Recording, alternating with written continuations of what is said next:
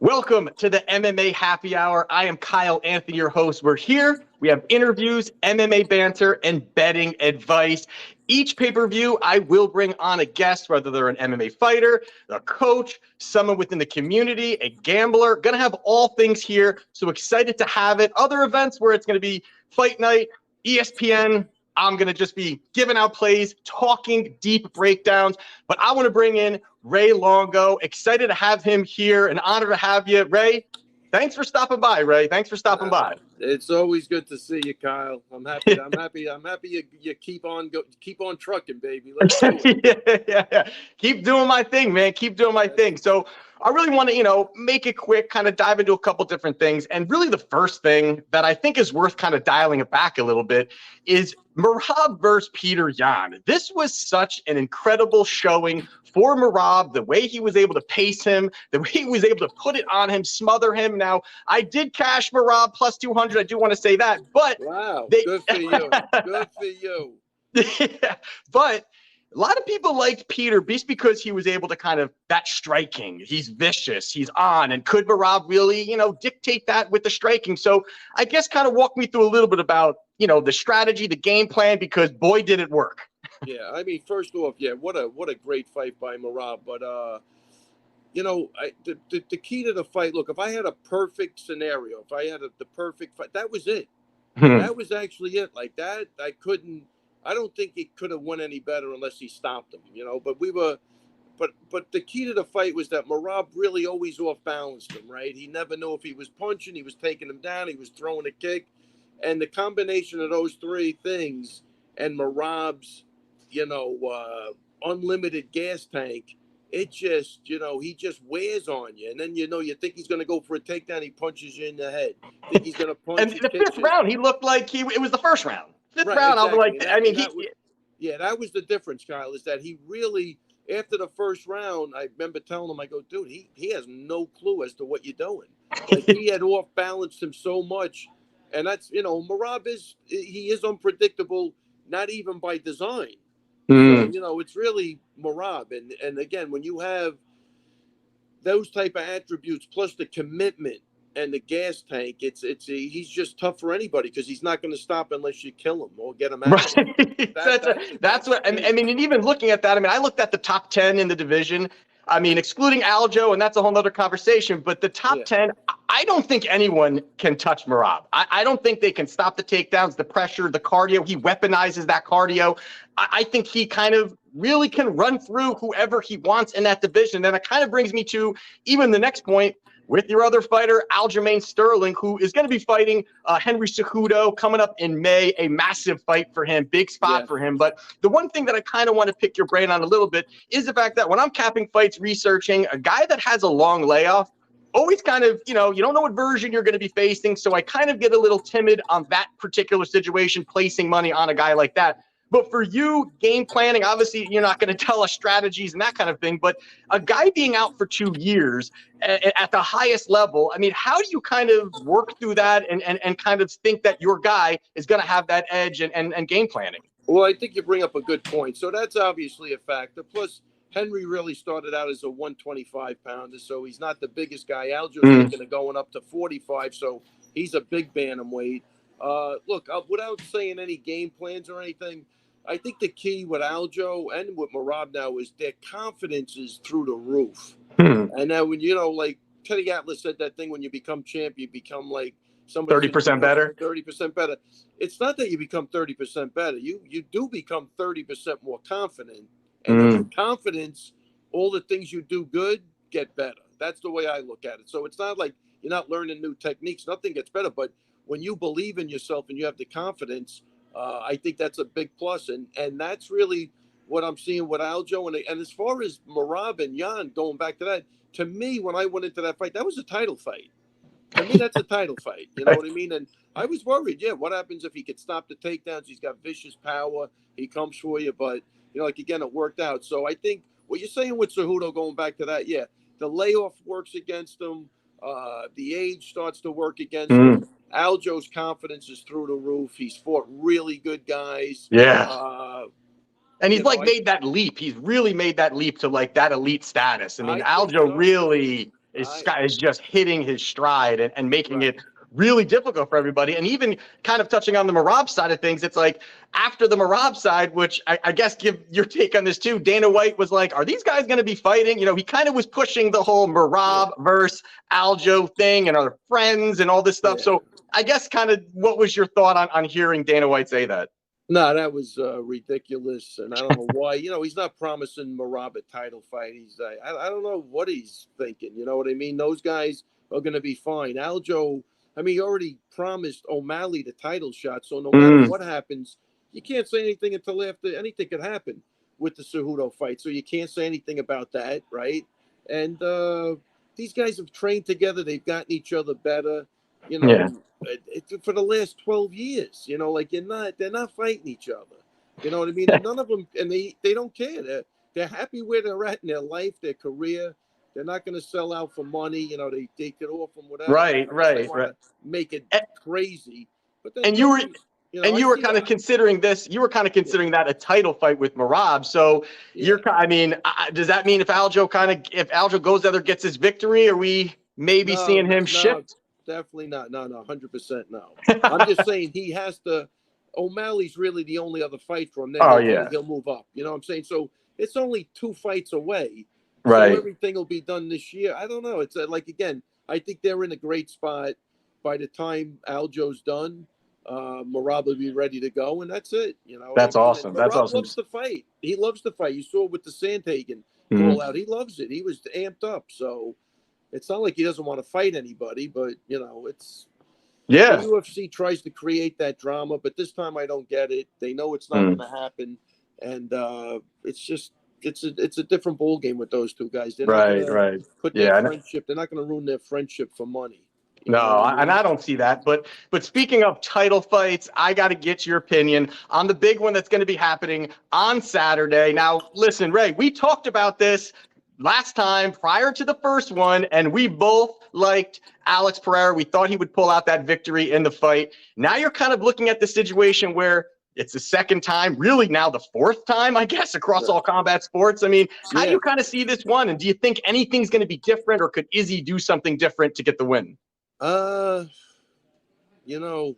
Again, I think he's coming back a little quicker than he should be coming back. And we've seen it with Usman. We've seen it with a lot of guys. It's not easy to lose the title and come back. It's just not.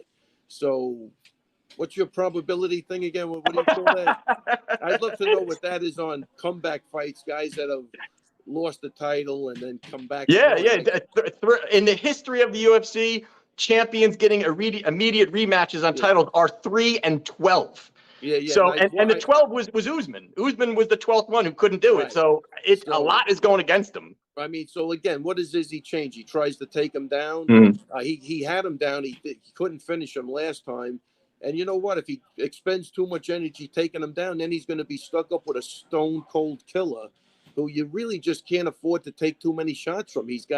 That's how hard this guy hits. It's scary. So, the only thing I look at from the first fight is Izzy did have him rocked, and there was like 10 seconds to go. The guy looked like he regrouped and recouped really easy in between rounds and came out, was still looking good. So that's even to your point, that to me was a big part of it, where Pereira looked great that first round. He was out there looking good. He got rocked, came back and still looked good in the second. Izzy kind of started to pull away a little bit. But the one thing I think that was the telling sign was Pereira carried his power in the fifth. The fact he was, stone hands for real. For real. And I'll tell you, Izzy's got the speed advantage, but the other guy's got the power advantage. I think the difference, too, is that I think in the first fight, you got to remember, Izzy has trouble. Pereira has trouble making weight. He had to navigate those 5 rounds. So I think he was laying back. I think now he feels confident. I agree. Rounds, I think he's coming out quicker. That's what I think that was his best chance to beat Pereira, was that first one, big moment, big spot, and he didn't get it. So now it changes a lot.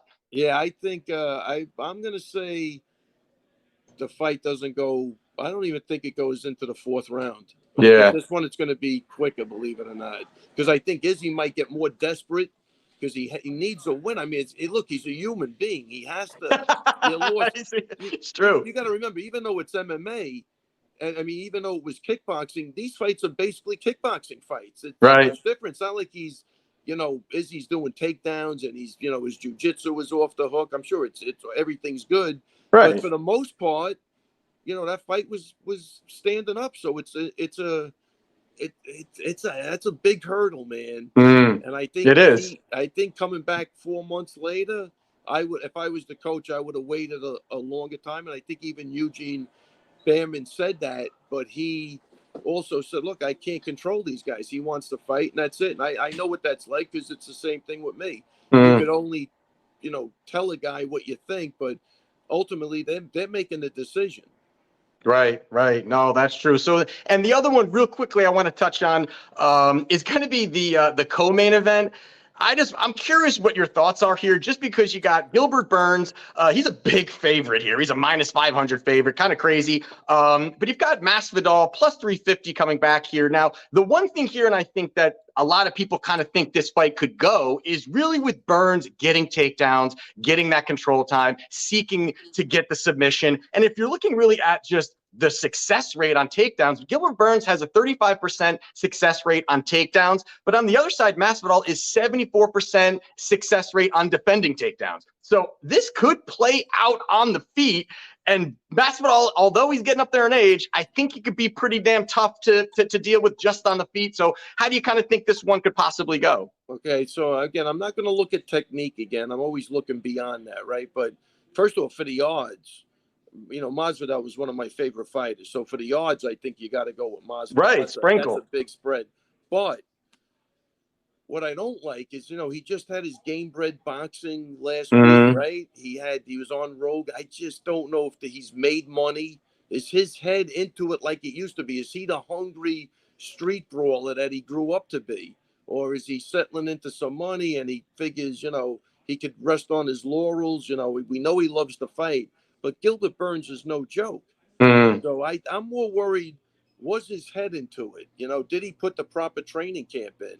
If he did, I don't know why they'd make that number that wide. That's a wide margin. Minus 500. Very wide. And Masvidal, like, I think the one thing is being overstated is, Masvidal, his last 3 wins was 2 Usman and 1 Covington. So you're losing to some pretty top level guys, right? Even with that being said, and they fight the way that Burns does fight, grappling heavy, that kind of thing. So I think that could be interesting. But what's your call here? Who do you think? Who do you think takes it, though? I think Burns takes it. Burns takes it. All right. Yeah, I think, you got to remember, he won 3 rounds with Kamzat, who's a beast on the floor. And he hits hard. You know what I mean? So, and he scrapped with him, man. He definitely scrapped with him. And the Usman fight, he did, I think, hurt Usman at the beginning, but their friendship, man, that's what I say. Who wants to see that shit? Like, again, like those guys were friends. They did it. Probably not even friends. Was it worth it? I don't know. But I'm going to go with Burns with this. I'm sensing that Jorge's head is just not there. He's got too many things going on. He's got the court case with Colby. And that. Kyle, it's like a guy goes through a divorce. The guy's useless for like 6 months. You know what I mean? So if you got lawyers calling it's too much going on in your head. It's too much. Fighting, you need a clear head, man. You almost got to isolate yourself. So for that reason, plus I think Gilbert Burns is very good to begin with, and he does have decent enough takedowns. And if he gets you down, he could submit you. So it's not like Colby taking you down either. So right. So all right. So you're going Burns. All right, you're going Burns. And the last thing I got to get your opinion on is, now it's turned out to be almost an epidemic with MMA judging, right? MMA judging has been kind of crazy. And the most recent, the one thing that always happens here, I feel like it's Saturday night, something terrible happens, as in judging. We talk about it Sunday, and then Monday it's already under the rug, and nobody really is accountable or anything like that. So we did see the Corey Sandhagen fight against Vera. That was absolutely crazy. I did cash on Corey Sandhagen in that spot, but it was 50-45 across the board besides one fighter. So what was your thought process even looking at this fight and hearing these judges? You're in the corner. You have to deal with that when you're your guy's there waiting for his hand to be raised or not on the judges. What's your thought process? And is there anything that they can do to improve this? Yeah, they could do. I think they could do a lot to improve it. Again, I think that like I don't. They're going to say the right guy, at least the right guy won. I don't even think he should have to listen to that score. They put that score first. Why torture that guy like that? Who the hell saw that fight? No. That Cheeto won that fight. Like that's actually scary. And then when they went back and looked at the judge, he's never really judged. He's judged twice in the last year. Here, that's what you do. You send the guy to the farm leagues. You don't let the guy judge a main event unless he's got a lot of experience. Right. And, I mean, would you do past fighters? Do you think like retired fighters is something that could be, or? I'd rather see that, but I'll tell you what, but look, it's down to the athletic commissions, right? They have to take charge and admit when they're wrong, and they got to rectify shit. Like you say, right? True. You're exactly right. We talk about it, then we brush it under the table. I read an interesting article, I think it was today or yesterday, where California just overturned a decision because they went back and reviewed it, and the guy was grabbing the fence. So I'm going to tell you, they made it a no contest, which is unbelievable. Trust me when I tell you, unbelievable. When I had the problem with Marab, and when he made it through the end of the ref called the fight over, but that somebody on the outside of the octagon said he was choked out, they wouldn't even review it in Jersey. They wouldn't review it. So I'm hats off to Andy Foster. I think that's a huge thing. He's taken responsibility. He made the ref accountable. The ref apologized, said he blew the call. That's all we want. That's all we need. You know what I mean? Because you got to remember, Kyle, these guys, even a no contest might change something. But with the UFC, you got to remember, you're losing half of your pay. Mm. You know what I mean? It's not right. Somebody has to step in there and make it right. Would you ever be open to the open scoring where it's like, hey, they show them? I mean, I don't mind it, but then I feel like you're messing with the sport a little too much. But I kind of like it where, say it's a title fight and the underdog, it shows, boom, he's up 10-9 in the first round. That could bring a little bit of excitement, but I just want them to get it right. I just want them to get it right. The problem. Even take the Cheeto Sandhagen fight. So Sandhagen has to look up there and see that one guy got it. I mean, I don't know. I'd go nuts, I think. That's the problem. I'm too emotional for open scoring. I want to kill the judges right there. I'd rather find out at the end. It's crazy, but what is that going to help? In certain cases where it's close, just to know what they're thinking, but in a case where you think you're winning the fight right easily, that can only be a deterrent to you. Like, you got to be aggravated. Like you saw Corey's face when they announced the other guy. Yeah, he was looking around like, what is going on? I mean, they even looked at it. I wrote the stats down. Corey landed 128 significant strikes, Vera 58. Corey landed 3 takedowns, Vera 0. Corey had 7 minutes of control time, Vera 0. And then overall strikes, 187 to 74. Like, how do you even come to saying, oh, yeah, Vera grabbed 3 of those? It's crazy, and it's got to be fixed. I had a 50-45. Easily. I was tweeting it. I'm like 1-0, 2-0, 3-0. And then all of a sudden you hear a split. I mean, that's crazy, but it's kind of the stuff you got to deal with. Yeah, that's the problem. So I think, again, the athletic commissions, they got to take even that guy. He's done. He's done for a couple of months. Let him judge some amateur fights, see if he can get those right. Bring him back in, let him do the prelims for a while, and then you can. And accountability. I think the thing is you gotta have accountability. Like I feel like they got those guys. It's like a joke with like Chris Lee and Sal D'Amato where they like have these crazy scores, and it's funny. But then again, this is changing careers for fighters. It really is. So I get, hey, it's the way things are. But right now, it's like the old saying: you can't fight City Hall. They don't even want. They never overturn anything. This thing with California, I think, is huge. Huge. The guy did the right thing. That fence grab changed the outcome of the fight. He made it a no contest. And do you think they're going to do more of that? Do you think they're going to start looking back more, or that becomes just a cluster of crap? I think people are going to follow because I think it's going to set a great precedent that it's okay to admit that you're wrong and move on. That's it. Right. Well, listen, Ray, I appreciate you coming by.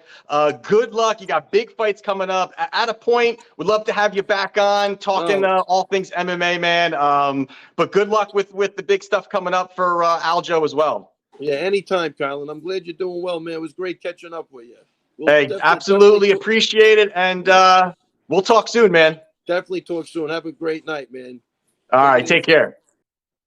Great having Ray Longo here on the first episode of the MMA Happy Hour. And like I said, on each pay-per-view, I'm going to have a guest, whether it's a fighter, a coach, somebody in the MMA community, or a MMA capper. Going to have all types of people here on these pay-per-view events. So look out for those. Otherwise, the other shows are going to be me here giving you actionable info, breaking down 2 fights, giving you some free plays. And from there, we're going to cash. We're going to make some money. So with that being said, let's dive into the first fight we're going to be talking about here, which is going to be Alex Pereira versus Israel Adesanya. You got it right now, minus 145 for Adesanya. Come back here, Pereira, plus 120. It was at plus 140. Money has come in on Pereira to get this number to this spot. I was at their first fight in MSG. Fantastic fight. I bet 4 units on Pereira. He got the job done. I was losing my mind when he got that knockout. But there was a lot of takeaways from that first fight that are actually worth talking about and things that he can maybe even improve on coming into this second or really fourth fight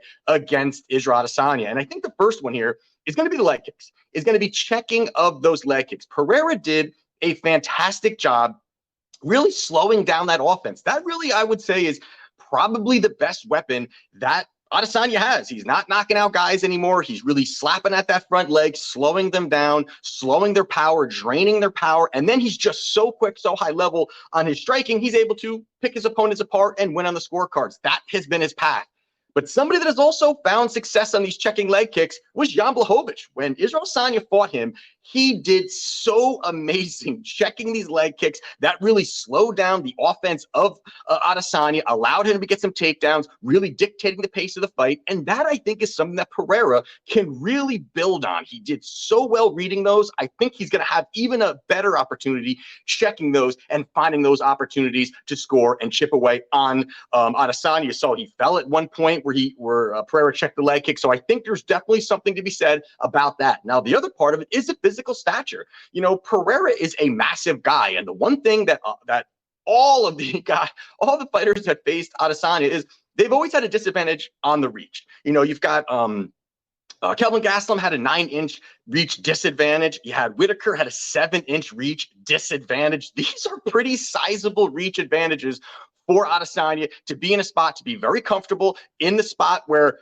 he can kind of slip out of danger when he wants. He just has that ability. He's so good with distance management. Now you add on that reach, and that's where he's found success. Now you're fighting Pereira, who has the same reach as him, who is Pereira is a bigger guy than him, a massive man. And this also will, mixing in with the fact that he's not going to have the luxury of slapping at the legs as easy as he has in the past. He's not going to have that reach advantage as he has had in the past. And I think that takes away certain things too. And then also is that forward pressure. I really think that 5th round kind of gave us a little bit of a glimpse of what we're going to see in this second fight. And I'm not just talking about the knockout.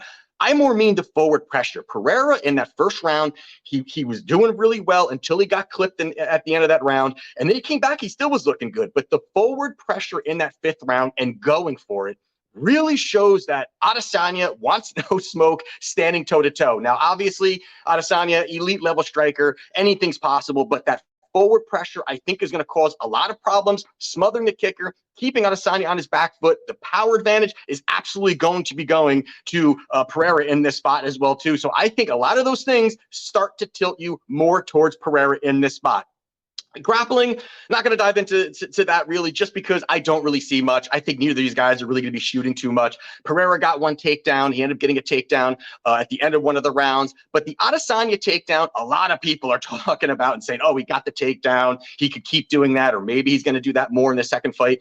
It was really Pereira's mistake than it was Adesanya finding this really great level change. And that, to me, I think is something that can get corrected. And, you know, Pereira has Glover Teixeira in his corner. I think he's going to kind of fix up any of those holes, get him a little bit more comfortable. And I think really the best chance that Adesanya had to defeat Pereira probably would have been their first fight, not their second fight. I think it was the biggest spot for Pereira in his career, first title fight in the UFC, 7 pro MMA fights. I think the comfort level will be there a little bit more too. And lastly, the stat that I think really is the most important stat. It was a stat I was consistently saying for the Leon Edwards versus Kamaru Usman fight, where we did cash on Leon Edwards plus 200. But what that really was in that stat was UFC fighters trying to win back their title in an immediate rematch are 3-12 in UFC history. Now, again, let me say 3-12 in UFC history. That's a 20% win rate for these champions to come back and get that immediate rematch and win. Number 12 was Kamaru Usman. You've seen it's not an easy thing. These longstanding champions for somehow have quick declines, or maybe they're not as hungry, but I think Pereira is. And in this spot here at plus 120, I bet it at plus 140, but any plus money here for Alex Pereira, I love. I think he goes out there, he dominates. I do like the knockout too, plus 230 for Pereira. I'm all over Pereira here on the main event. So there you have it on my free play. Now, the last one I'm going to quickly talk about here is going to be Kevin Holland versus Santiago Ponzanibio. You've got Holland here. He's minus 275. You've got Ponzanibio on the comeback here, plus 220. Now, I'm not going to dive into this too much here, but I think one of the things that really kind of make me worried about Ponzanibio was his last performance against Alex Morono. And we already know that Ponzanibio's had issues outside the cage with health and these kind of things, but boy, his chin has not been looking good. And Alex Morono came in on like a week's notice, went in there and dropped Ponzanibio in the first round, dropped Ponzanibio in the second round. I think he was winning the fight. And then Ponzanibio ends up getting the finish, which credit to him, he dug deep, got that finish. But the last time since 2015, Alex Morono only has one knockout finish. So if you really take that, he's not a power puncher. He's not a guy that's going to just light people up and find ways to get these finishes. He's kind of a, that's just not him. But when you're looking at Ponzanibio now, he's 36 years old. He's taken a lot of damage. He just does not look the same. I think there's a lot of issues with that there too. And when you're looking at it here, you've got Holland, who's going to have the power, who's going to be able to have that 8-inch reach advantage, going to be massive. I don't think Ponzanibio is going to be able to really cut that distance. So for me in this spot, really quickly, I want to give this one out. I like Kevin Holland, but I like Kevin Holland inside the distance. It's around plus 140 right now in certain books, not market wide yet, but certain books. I think it's a great spot. I think he finishes them early here. I think that first or second round, he's going to cause a lot of damage and get that finish. So I do like Kevin Holland to get the victory, plus 140 inside the distance. So there you have it here. Episode 1 done in the books. Excited for episode 2 already. So definitely subscribe, like, comment, follow me at Kyle Anthony UFC on Twitter. And we'll do this all over again next week. So let's see how we do this weekend, and let's cash.